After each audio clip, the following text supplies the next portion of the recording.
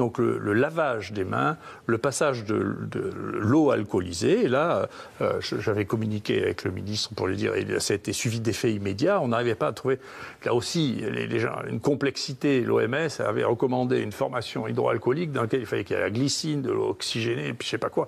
C'est l'alcool à 70 degrés qui tue les bestioles. Donc il faut avoir de l'alcool à 70 degrés, dénaturé pour pas que les gens le boivent, pour que c'est mauvais goût. Voilà.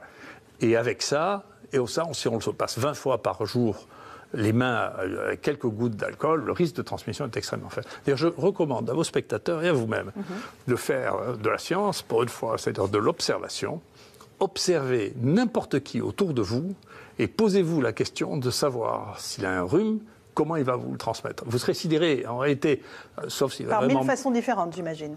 Non, s'il est bien élevé, il ne va pas vous éternuer dessus. Sinon, il est dégoûtant. Il faut que vous éleviez les gens. Mais il va mettre ça dans un mouchoir ou il va essuyer son nez avec le truc. Il va mettre la main devant la bouche et puis ensuite, il va toucher des choses que vous-même... Et vous allez, si vous l'observez pendant une demi-heure, vous allez comprendre qu'en réalité, ce n'est pas possible que ça passe par voie respiratoire. Ça passe par les mains. C'est par les mains ou éventuellement par les vêtements, si les gens s'essuient sur la manche, qui est encore pas très coquet. Mais c'est par les mains que ça passe. Si on observe, si on accepte de sortir d'une fausse science qui a 50 ans, on a montré des grosses images de gens qui ils éternuent, c'est pas vrai. Voilà, c'est pas comme ça que ça se passe par les mains.